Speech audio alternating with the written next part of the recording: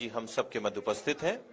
मैं माननीय अध्यक्ष जी से आग्रह करता हूं, कृपया वे संबोधन प्रारंभ करें।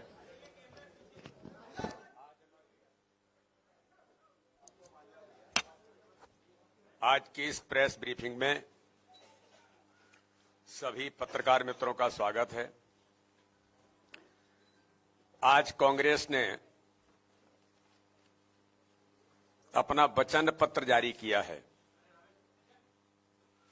ये वचन पत्र नहीं बल्कि छल, कपट और झूठ और धोखे का पत्र है। वचन पत्र के नाम पर फिर खुल रही है झूठ की दुकान। छीन लेंगे ये कांग्रेसी गरीब का रोटी कपड़ा और मकान। ये इतिहास इस मध्य प्रदेश का कांग्रेस का कहता है कि 2003 के समय में जब कांग्रेस की सरकार थी तब इस मध्य प्रदेश को श्रीमान बंटाढार ने मध्य प्रदेश का बंटाढार किया था और दुरावस्था के दौर में ला करके खड़ा किया था। तो वहीं 15 महीने की सरकार में श्रीमान कमलनाथ जो करप्शन नाथ की भूमिका में आए, ये इतिहास जिन्होंने मध्य प्रदेश को आकंठ भ्रष्टाचार में डुबो करके दुरावस्था के दौर में लेकर के गए थे, ये मध्य प्रदेश का कांग्रेस का इतिहास कहता है। और आज तो ये जो वचन पत्र की रस्म अदायगी की गई है कि मिस्टर करप्शननाथ और मिस्टर बंटाढार के मध्य चल रहे कपड़ा फाड़ द्वंद्व और घमासान के बीच आज कांग्रेस के वचन पत्र की रस्म अदायगी की गई है। हालात ये दिख रहे हैं कि जैसे तैसे आगे बढ़ो, खत्म करो, दुनिया खत्म हो चुकी है। ये हालात इनके बन गए कांग्रेस के।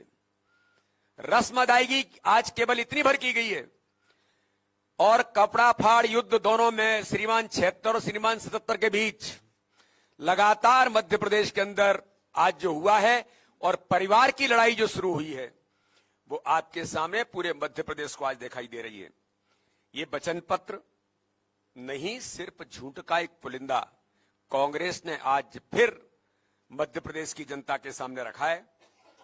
आपसी नोकझोंक के बीच कांग्रेस द्वारा जारी किया गया छल पत्र मध्य प्रदेश की जनता को ठगने का एक क्रूर मजाक है। इस छल पत्र की शुरुआत उसी किसान कर्ज माफी के वादे से की गई है जिसका झुंझुना राहुल गांधी ने 2018 के अंदर बजाया था। मुझे तो आश्चर्य होता है कि थोड़ी बहुत नैतिकता भी अगर होती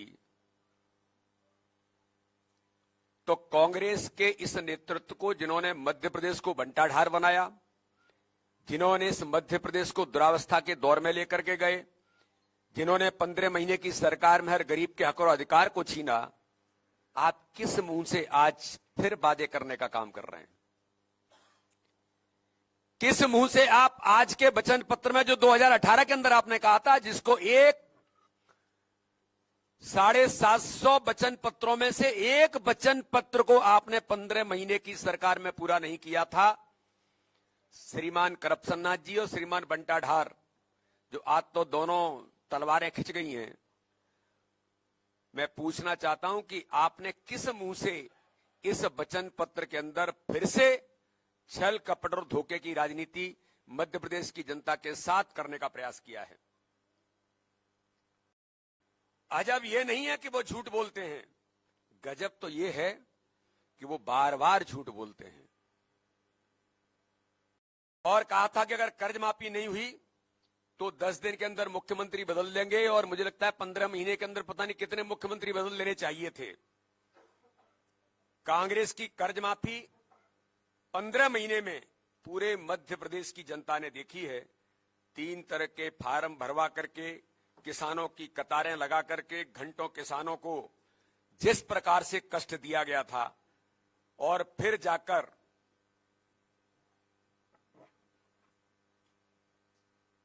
आगर मालवा जिले के शिवलाल कटारिया जैसे किसान जिनका लगभग 24,000 का कर्ज था, उनके कमलनाथ सरकार ने सिर्फ 13 रुपए माफ किए थे। इस प्रकार से झूठ और छल कपट कांग्रेस ने पुराने समय में भी किया था और आज फिर कांग्रेस इस काम को जनता के सामने झूठे वादे करने का प्रयास कर रही है। और दूसरी तरफ हम देखते हैं कि मध्य प्रदेश के अंदर माननीय प्रधानमंत्री नरेंद्र मोदी जी ने किसानों के साथ 80 लाख किसानों को 12,000 रुपए की सहायता देकर के किसान सम्मान निधि माननीय प्रधानमंत्री माननीय मुख्यमंत्री जी ने किसानों को ताकत देने का काम इस मध्य प्रदेश के अंदर किया है। तो कांग्रेस ने जिस प्रकार प्रदेश की जनता से झूठे वादे कर 2018 में झूठ छल कपट के आधार पर गलती से वो सत्ता में बैठ गए थे, उनकी पोल कुछ दिनों में ही खुल गई थी। मध्य प्रदेश की जनता कांग्रेस के इस प्रकार के जो कहा जाता है कि शिकारी आएगा, जाल बिछाएगा, दाना डालेगा, लेकिन मध्य प्रदेश की जनता इन झूठी घोषणा और मायाजाल से सजग है। वो इस मध्य प्रदेश के झूठ और छल कपट की राजनीति करने वालों को जानती है। अरे मैं पूछना चाहता हूं, आप नौजवानों के लिए कह रहे हैं आज कि उनको हम 1200 रुपए देंगे और क्या करेंगे। भैया 2018 में श्रीमान करप्शननाथी और श्रीमान बंटा ढार जी, आपने 4,000 रुपए बेरोजगारी भत्ता देने का वादा किया था। 15 महीने की सरकार में 1 रुपया किसी मध्य प्रदेश के नौजवान को दिया क्या?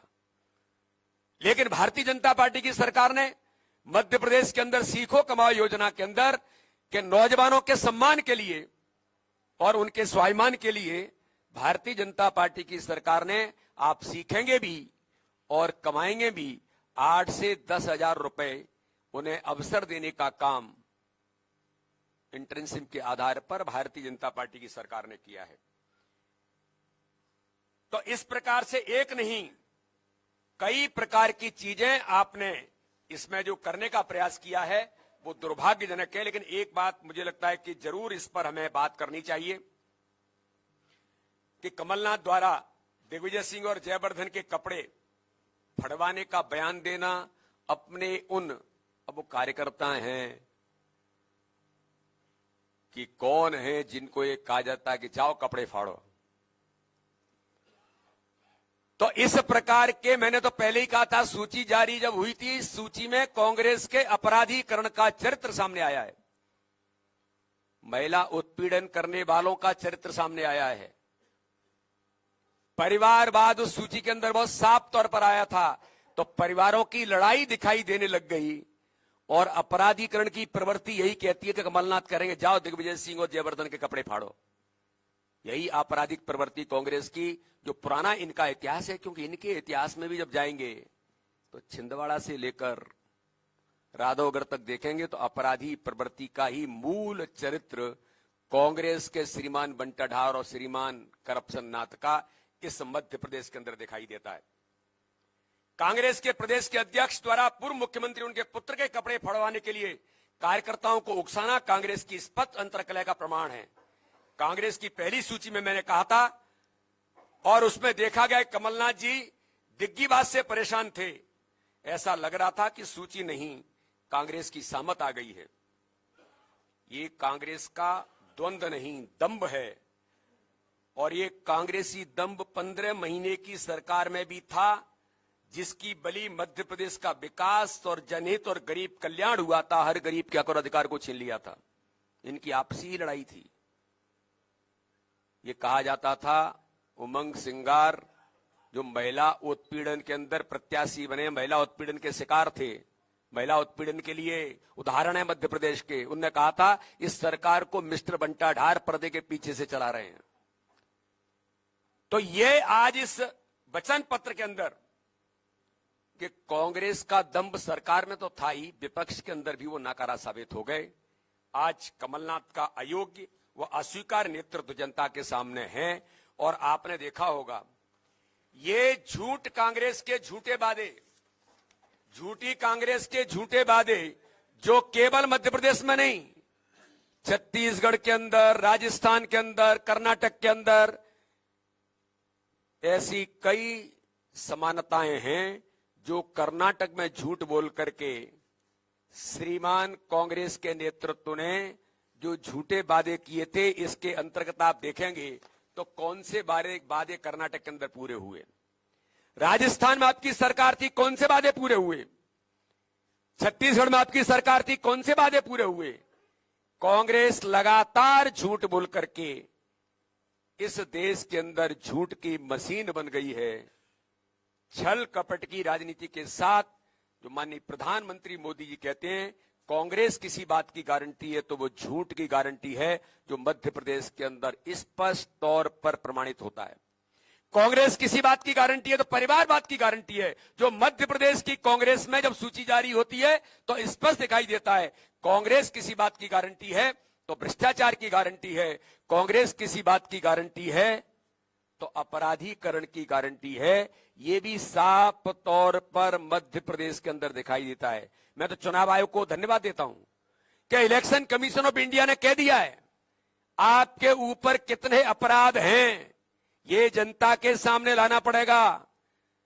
कितने 54 है, 56 है, कितने हैं सूची के अंदर? 54 के करीब ऐसे लोग हैं जो अपराधीकरण की सूची में आते हैं, और जिसमें 2-4 लोग तो ऐसे हैं कि जिन पर किस प्रकार के अपराध हैं।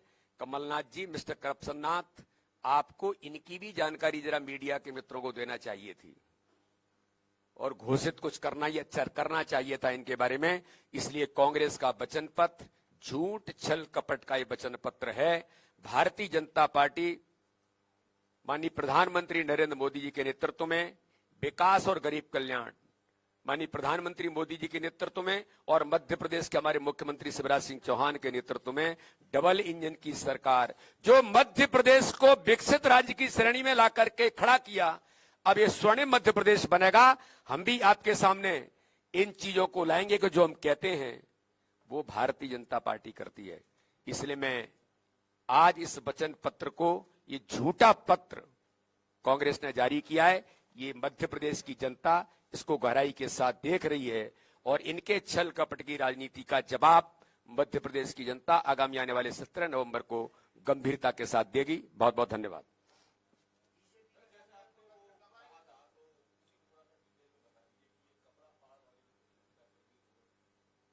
देखिए, ये कांग्रेस की जो राजनीति है आज से नहीं, ये हमने पहले ही कहा था, दिखावा कर रहे हैं, एक दूसरे के इकट्ठा होने का दिखावा करने का प्रयास कर रहे थे। ये ओपन हो गया और इनका द्वंद्व सामने आ गया कि एक दूसरे के परिवारों की लड़ाई कांग्रेस जैसे गांधी परिवार में सिमट गई है।